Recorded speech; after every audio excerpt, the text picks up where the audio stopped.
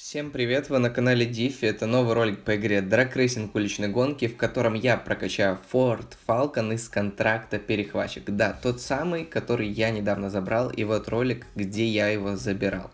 С вас лайк, подписка на канал, ну а также ссылка на мои соцсети есть в описании под роликом. Что ж, с того времени, как я забрал Falcon, ничего не изменилось.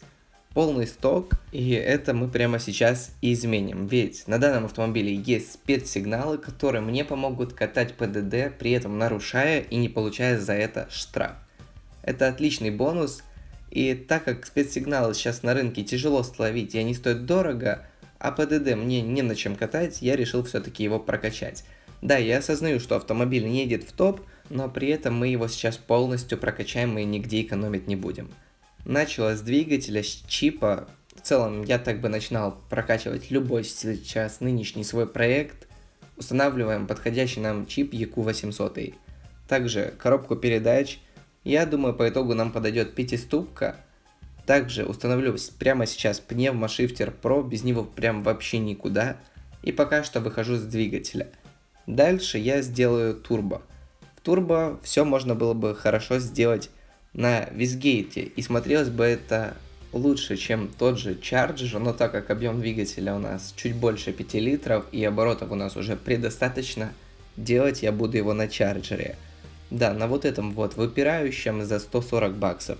Остальные, увы, нам не подходят, нам нужен Charger на надув, не на уменьшение оборотов, так что устанавливаем его. Дальше. Нужно определиться с передаточным механизмом. Я поставлю вот этот вот за 250 баксов. Дальше, компрессор. Компрессор по факту можно выбрать за 720 баксов или же за 750. 720 баксов он лучше немножко по графику, но мне кажется, что лучше взять за 750, ведь я его беру стабильно, и он меня еще ни разу не подводил. Вдруг вы часто собираете автомобили на чарджере и шарите, напишите в комментах, может я что-то не так сделал, и я обязательно заменю неправильные детали на нужные. Дальше, пайпинг, самый дорогой, ведь он самый подходящий. Воздушный фильтр аналогично берем самый дорогой. Интеркулер ставим за 710 баксов, можно было, конечно, и за монеты поставить, и разницы между ними никакой бы не было. Но, так как я сказал, собираем прям по максимуму, берем все за баксы. Впуск за 350 баксов на надув, распаковываем и выходим с ячейки турбо, ведь она собрана. Дальше можно было пойти собирать подвеску, но я соберу пока что выхлоп. Выхлоп поставим обычную баночку за 250 баксов, в теории вообще можно спрятать, ибо у нас уже есть декоративный выхлоп сбоку, но он никак не взаимодействует с машиной, он как бы визуально есть, но по факту его у нас нет. Также ставим пламя-гаситель и паучок. Тоже все ставим за баксы. Выхлоп у нас собран. Теперь его нужно выставить. Не знаю, его можно в теории спрятать, можно вот так оставить. Но так как это у нас старый muscle car, он заднеприводный, придется поставить велибар. И велибар, скорее всего, перекроет выхлоп. Там уже посмотрим по ситуации. Теперь кузов. Ставим полностью все алюминиевые облегчения. Также ставим велибар, антикрыло ставить мы никакой не будем, потому что оно у нас уже есть. Его можно вполне настроить. И вот это как бы еще один бонус, который есть в этом автомобиле. Да, вот антикрыло. Уже на него тратиться не нужно. Также есть спецсигналы, ну и еще по мелочи. Хотя остальное это все уже чисто визуал. Так, теперь ставим велибар 0,6 метров. Он считается топовым, лучшим. Можно поставить любой другой, но пусть будет данный. Теперь собрали кузов, собрали турбо. В кузове можно еще попробовать поставить сток обвеса, и в стоке мне очень нравится, как выглядит данный автомобиль. Но пусть будут данные, я думаю, они будут нравиться большинству. Так, кузов, выхлоп, турбо есть. Осталось докачать двигатель и собрать подвеску.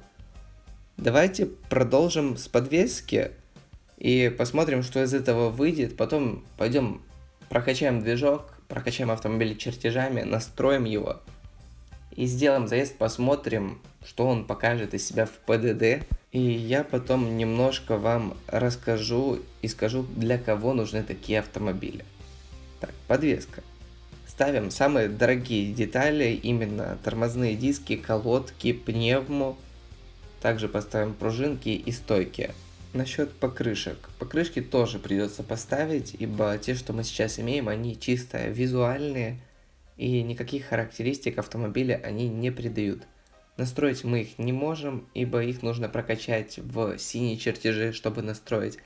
А чтобы их прокачать в синие чертежи, они у нас должны быть вот материально. А пока что они у нас чисто визуально, так что ставим 14 радиус колес и в покрышках выбираем слики. И получим то, что нужно, то, что мы хотим увидеть от подвески. Насчет деталей, которые имеются в этом автомобиле, их тут уйма. Вот в контракте это единственный автомобиль, который имеет столько наворотов. Свой выхлоп, свое антикрыло, даже не одно, а целых два антикрыла. Слики, которые стоят уже с контракта. Также стоят на нем диски, спецсигнал. Ну, в общем, наворотов полно, и вот этот автомобиль, он в своем роде единственный. Да, что-то визуальное, что-то материальное, но тем не менее, вот таких наворотов мы еще не видели. Также данный автомобиль, вообще, по концепции фильма «Безумный Макс», был оснащен нитро, чтобы раздуть вот данный маслкар по лошадкам, ибо он не сверхмощный. Но визуально баллон с нитро мы-то видим, он у нас находится в задней части автомобиля, он расположен вот как баллон, его не тяжело заметить. Но опять же, как детали, баллона с нитро у нас нету. Но это был бы и перебор, ибо даже спецсигнал это уже подарок судьбы. Ладно, возвращаемся к прокачке. Сейчас я прокачиваю двигатели. И вот есть такое ощущение, что монет на данный ролик у меня может не хватить.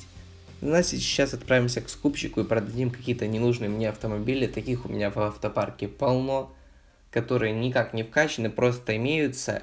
И вообще у меня есть цель вот скупить полностью весь обычный автосалон, весь турнирный и весь эксклюзивный. С эксклюзивным я вполне справился, у меня есть каждый автомобиль из эксклюзивного автосалона на аккаунте. С обычного автосалона, я думаю, справлюсь к концу этого года. Ну а насчет турнирного буду стараться вот достичь как можно быстрее данного результата. Ладно, давайте сливать пока что автомобили, которые не нужно, вот что еще можно слить. Например, ТТ, давайте тоже сливаем. Вообще сливать скупщику автомобилей я никому не рекомендую, это сверх невыгодно, но так как эти автомобили, которые я сливаю, не имеют для меня никакой ценности, они никак не прокачаны, я могу позволить себе это сделать. А на вашем месте я бы так никогда, конечно же, не сделал бы. Так, надо еще что-то, наверное, продать, допустим, вот АЕшку, почему бы и нет, тоже лишний автомобиль. И уже монет должно хватить, так что возвращаемся к прокачке двигателя. Осталось совсем чуть-чуть докачать шестерню, докачать бензонасос, поставить масляные форсунки. Ну и все, вот двигатель будет прямо сейчас уже готов. На прокачку ушло плюс-минус 10 тысяч баксов. И вот такой автомобиль мы сейчас имеем. 619-сильный Ford Falcon Interception Max. Что дальше? Прокачка чертежами. Конечно же ускоренная. Прокачал все чертежи практически до фиолетового, некоторые остались в зеленом, ибо монет опять же не хватило. И вот результат, который получился. Ну вот, плюс-минус как-то так, не идеал, но позже докачаю. Теперь нужно настроить автомобиль. Ибо прокачка нам-то прибавила какие-то лошадки, но их пока что немного, 799. Думаю, после настройки будет больше. И опять же, магия монтажа, и все уже настроено. Чип выглядит вот так. Коробка выглядит вот так. Подвесочка, ну плюс-минус вот такая, не идеал, но тем не менее. Антикрыло здесь. Давление в шинах вот такое. Диностенд такой. И регулировка наддува вот такая. Ну вот как-то так. Почему я не показал, как я настраиваю автомобиль? Думаю, это не сверхинтересно. А кто нуждается в гайде, как настроить свой автомобиль, вот ролик, который вы можете посмотреть по всплывающей подсказке. И там все детально рассказано. По чертежам я улучшил автомобиль. Детали, которые остались в зеленых чертежах, еще меньше. И думаю, совсем скоро их не будет. Ну а теперь давайте купим бензин и затестим, как едет данный автомобиль в ПДД. Ради чего мы его собирали. Так, встали мы в зеркальную трассу, едем мы не в ту сторону, как бы хотелось бы, но тем не менее, жмем газ в пол и смотрим на результат. Коробка, если что, в автомате, жму в пол, скидывает, кстати, неплохо переключается. Проезжаем первый знак, нарушения не хватаем, остальные тоже не хватаем, потому что есть же спецсигнал. И на обычном автомобиле, вот прокачанном Peugeot, я могу прожать дистанцию секунд за 19-20. Думаю, на этом тоже проеду неплохо. И результат какой? 23 секунды, вот мы проезжаем эту всю дистанцию. Это отличный результат, ибо на обычном автомобиле, на том же самом Кадиллаке, который тоже на спецсигналах, я могу ехать секунд 40-50. И теперь я буду значительно экономить время. Это будет намного быстрее, нежели катать обычные гонки или автогонки. И при этом я буду получать равноценную плюс-минус награду. А теперь давайте, пока я откатываю все топливо, которое мне осталось, поговорим про то, кому нужны такие автомобили. Такие автомобили по факту нужны тем, кто играет в одиночку, пытается развиваться без команды. И вот эти игроки попросту нуждаются в таких автомобилях. Потому что это сверхудобно, это экономит время. И почему бы нет, когда есть такие возможности? Что я скажу, стоит ли ждать автомобиля в контракте или сейчас проходить контракт с Falcon ради спецсигнала? Конечно же стоит. Стоит ли прокачивать такой автомобиль? Смотреть уже вам. Ибо не каждому понравится такой Ford или тот же Cadillac. Вы можете их потом спокойно перепаковать, забрать себе спецсигнал и поставить его на любой свой автомобиль. Вы можете сделать еще проще. Задонатить на спецсигнал, когда будет такое предложение. Или же накопить ресурсы, баксы, и купить спецсигнал на рынке. Точнее, купить ящик, с которого падает спецсигнал. И установить его на любой свой автомобиль. Это однозначно сделает игру для вас более комфортной. Ибо реально, иметь автомобиль с спецсигналом, когда развиваешься в одиночку, это просто вот подарок судьбы.